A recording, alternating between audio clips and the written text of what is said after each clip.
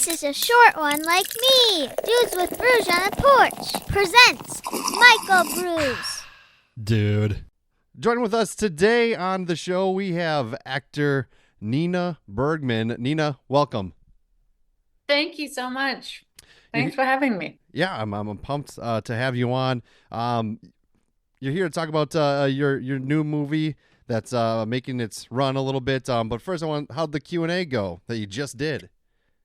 Woo, it was intense. Look, I still have the poster in the background representing. Looks Look great. at that. And I'm all in glitter and drinking champagne, so I'm feeling good. Hell yeah, that's awesome. So Cold Meat is the movie that we were talking or that we're going to talk about today. I watched it this morning, and so I'm from the state of Wisconsin. I don't know if you are familiar with Wisconsin at all. I am. But this aspect of these big snowstorms. Now, obviously, I've been in a lot of snowstorms, never in quite the condition of this movie. But I was like, oh, this is relatable a little bit.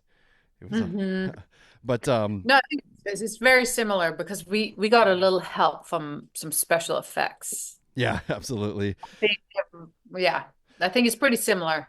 Yeah, for sure. So Cold Meat. It's this suspense thriller horror movie. Person versus person, person versus nature, person versus some other things. Talk about it a little bit and like kind of your experience with the flick. Well, it was one of those that was a straight offer and it was written like a play. So I come from the theater, so what a dream come true, a play inside a movie. So for me it was a must. And then, the challenging questions were, I've never played a character like that before. Can I pull it off? It was my co-star had a big part of it. And but it was one of those I definitely knew pretty early on I wanted to do it when I read the script. It's very up my alley, even though I haven't done anything like that before.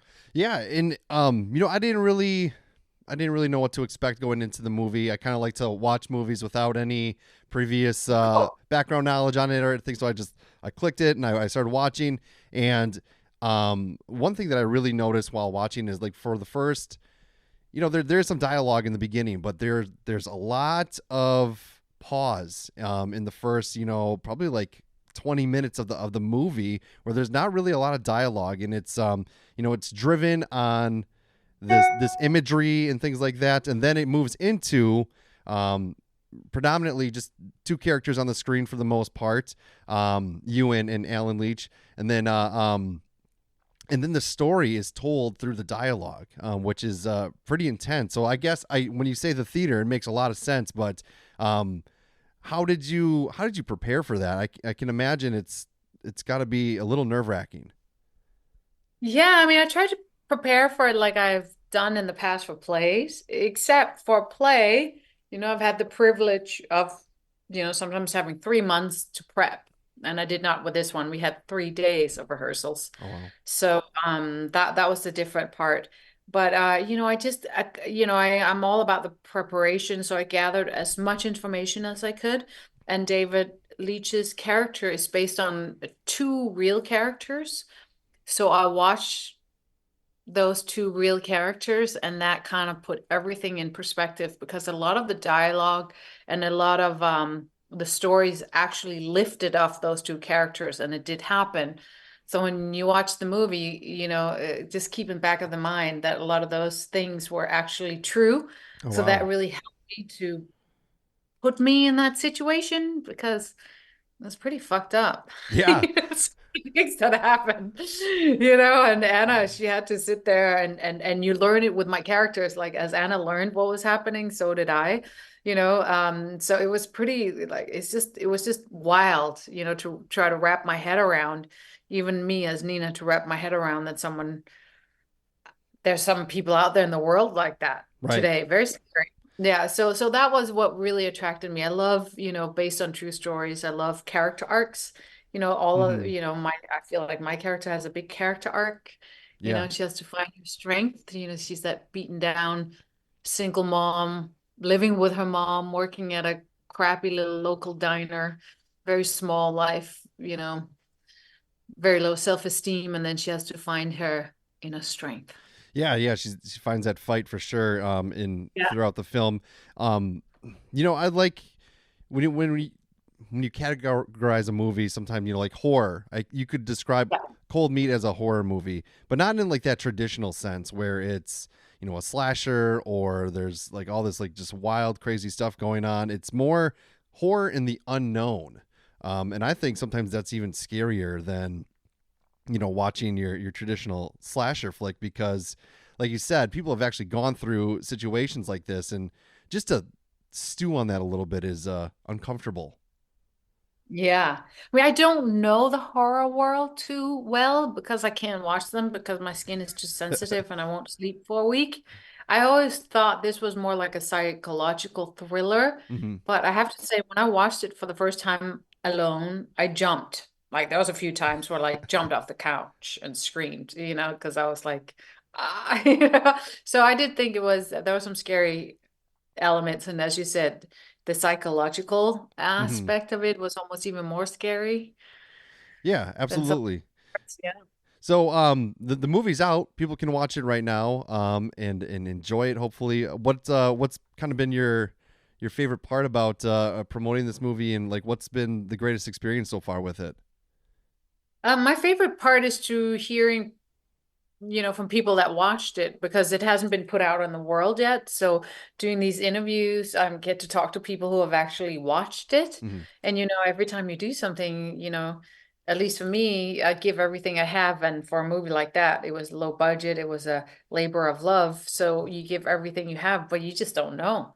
Maybe people watch it and they're like, well, I don't know, So the most amazing thing has been the feedback. People are responding to it very well. I wasn't sure if it was going to work because it's very different, Yeah, right? I read the script and I was like, how the hell are they going to do this? right. Like, how are they going to pull this off? And I thought the director did a really good job. I was like, he really did. He thought he did a fantastic job. So it's been really fun to talk to people and hear their experiences, watching it and what they took from it. Yeah, absolutely. And yeah, it's unique in that way where it's really those two people on the screen 90 probably like 99% of the movie. So like it is a lot of it the imagery too that it uses, the angles, the just all of it really builds a great story, and it really happens in one location too. There's really not too much like different areas really. It starts in the diner and then you end up in this was it a Sebring? Um, so it's yeah, it was it's I can imagine that it's when reading the script you're wondering like how this is going to work because you don't traditionally see things like that. But that's also what makes it amazing, I think. Yeah, I mean, my favorite projects are always the ones where you get that little butterfly in your stomach and you're like, oh, I don't know if I can pull it off. I don't know how this is going to happen, Hmm. because it's challenging and then you grow. It's two people carrying this movie. Right. Well, so it was very interesting and I have to say I'm really happy the way it turned out. Yeah. Very happy. I really did enjoy it. It was awesome, Yeah. and then of course the ending. I don't want to give anything away, but the ending's gonna get you. Yeah, it's hard to. That's the thing with this movie. It's hard to talk about without giving anything away. Exactly. Yeah, I mean, if you could throw like a couple sentence synopsis of what it is, how would you even what's the story? Psychological thriller, right? Yep, absolutely. Kind of like when you're stranded with your captor, Yeah, yeah, but then now you're already giving things away. a little So, bit. Yeah, sorry. yeah, it's very unpredictable. If you like movies that are unpredictable, this is very unpredictable. Hmm. I think, it seems like everyone else feels like that too. They don't see the way it's going.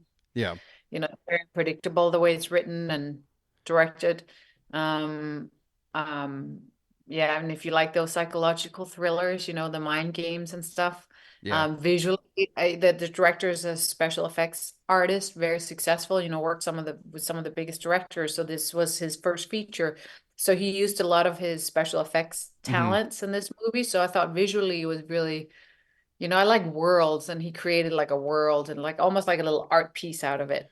Yeah, absolutely. And being a veteran in the world of acting, from what I've seen as just a film viewer, I feel like there's times where like independent films such as this kind of you have more liberty in a sense to take more chances and to take more risk, and then you get that big payoff where there is that sense of unpredictability. Whereas in some bigger blockbuster hits, like you can say from the beginning, I know how this is going to end. I'm going to enjoy the show, but I know how it's going to end. Am I accurate in saying that? 100%. I mean, I couldn't agree more. That's why I love these movies. Mm-hmm. Because they're unpredictable. Even the way you make them, you don't know how they're gonna go. Everything is I mean, I didn't even know how the director was gonna pull this off. While I was there, I didn't know how it was gonna work out. The shoot days are insane. Because they don't, it's very short, the shooting time, and the budgets are tight, and everything is just very unpredictable, which makes it exciting, and you don't know how it's gonna happen, and then it does. Yeah. So, talk about your career in acting. I mean, you're in it. You've done it for a good amount of time. Where did it all start, and how did it kind of blossom to where it is now? I mean, I've always been a performer since I was 4 years old. I didn't know it was acting, but I knew performing was my thing. Mm-hmm. That I knew since I was 4 years old. And then, my dad was a professor at the Danish Film School, so I was just always stuffed in little projects here and there, and did my first little show when I was 7 years old that I actually directed and starred in and choreographed, and the whole thing. My dad helped me, and then I toured around with my grandmother, gypsy grandmother, and performed with her. And then at 14, I got into a school. I went to a ballet school, and then they kicked me out because I was too Oh. clumsy in Denmark. And then I went to school, and then musical theater school. And then finally, I got into NYU for acting, and I was like, this Awesome. is what I want to do. And then it was like having two lovers, because I didn't get to act the parts that I wanted to act, so I would go Mm-hmm. and sing in a band, and then I'll go on tour, but then I would miss acting, so then I would come back, but then I would not get the parts I wanted, and then do plays and not make any money, and then I'll go on the road again. So it was like that back and forth until just a few years ago when I just decided to commit to acting. Yeah, I was going to bring up the musical career as well. You're a multi-talented person. How do you like so? I guess compare and contrast a little bit the acting to the musical life. I mean, there's some similarities in the ultimate goal is to kind of be, to be a part of a performance, be in front of people, putting on a show, but there's different vulnerabilities within each of those categories. Obviously, you just said you committed to acting, but would you ever commit to being a musician full time? Yeah, I mean, writing music, I love it, but the problem is the 6 months of touring, Right. and then you're in a band, so you're essentially married to three guys. If you just keep it stripped down, your band, Mm-hmm. and try to find three soulmate band guys that you can click with. That's Unique. Yeah. because most of your time as a musician, it's traveling with your bandmates. You Right. travel, and then you do a show for 1 or 2 hours and press, and then you're back on the road traveling. So that's and you can't do anything else. I try to do both, but it's just impossible when you're gone for 3 to 6 months at the time. So I am trying now to find ways to do music and one-off shows. Mm-hmm. So I'll do festivals, I'll do when I do Comic Cons, I would perform at the Comic Cons.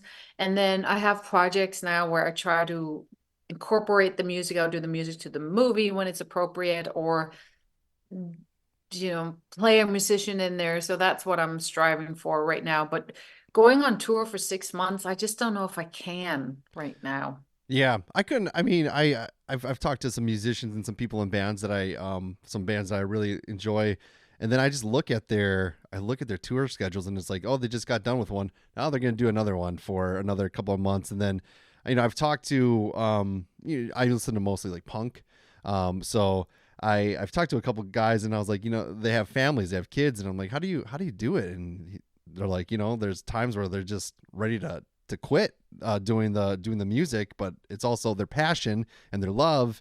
And that's an interesting dynamic when you have all these other obligations, you have all these like passions as well. Like, how do you balance that? I don't know if you have experience with that, like, trying to do all that, and how do you do it? I don't know. I mean, it's because you want to tour. If you do a record and it does well, you Hmm. want to stay on the road for years. Sometimes, there's a stories with, no doubt they stayed on the road for 3 or 4 years, Hmm. promoting their record. So you want to stay out there on the road. And on the road is where you make money right now. I was in the harder and industrial rock. Yep. So in rock, it's not by selling albums and being on the radio, it's touring and Right. merchandise. It's where you make money. So you want to be out there on the road, but then that's it. That's all you can do. And I don't know how you have a family. I don't know how you like even Jared Leto, who doesn't have a family, but he has, the acting career and Hmm. he had to like focus on the music and then he does that and then he goes back to his acting. I think you have to kind of like you can't do both at the same time. And I think for me, if I had to go out on the road again, I wouldn't do those 6 months tours. Right. It's Yeah. just Yeah, I can't imagine. I give a lot of people credit for doing it, but I just couldn't imagine doing that. With so you just did this Q&A today, and yeah. I would say a lot of times with independent films, sometimes there are like little mini tours where you do the screenings and then you have a Q&A. Is that something that you would look to pursue? Yeah, I would totally, if I believe in the movie and the project, 100%. And again, those mini tours, they're not 6 months. Right. Like you remember, because when you're a band, you do the radio shows in the morning, then you do sound check in the afternoon, then you do the show, and then you do the signings after. And then sometimes they have you booked in a smaller nightclub somewhere to Right. do like a little after show, and then you fly or you drive on your bus and then you go to the next place and then you do it all over again. So to do a little promotional tour for your movie as a musician is a piece of cake. Yeah, absolutely. Yeah, I said if I believe in the project, I would love it. I would, yeah. Yeah, why wouldn't you want to promote something that you're really proud of? For sure. And I think a lot of times too with, the the average person like myself, who watches these movies, listens to these bands, goes to the concerts, go to sees these films, like they don't really understand the kind of the sadness that can be attached with what it means to be an actor, what it means, and the sacrifices that you have to give to provide people with this music and provide people with these um, movies. Even going to see plays, my family and I, we just saw the Beetlejuice musical not that long ago. It was Oh, awesome. yeah. I loved it. But again, I was like looking, I was like, holy crap! Like these people are like, they're going all over the place and they're gone forever. So it's wild. And you come from Gotta love it. You just gotta love it. Like yeah, I loved it until I didn't love it. And I think it's too, it's all about for me, the same with the movies, is about the cast and crew, right? If it's a great cast and crew, you want to be there. The same with the bandmates. But if you're not really clicking with your bandmates, right. it's rough. It's rough to tour and be with someone 24/7 that you're not really clicking with. Yeah, I'm very fortunate that in my full time job, I get the summers off. So I commend you to do. even if it's super horrible, I can go. There's an end date to this, and Yeah. I get a good Yeah. chunk of the time off. So that's awesome. Um, yeah, a lot of perspective. Thank you. I appreciate that.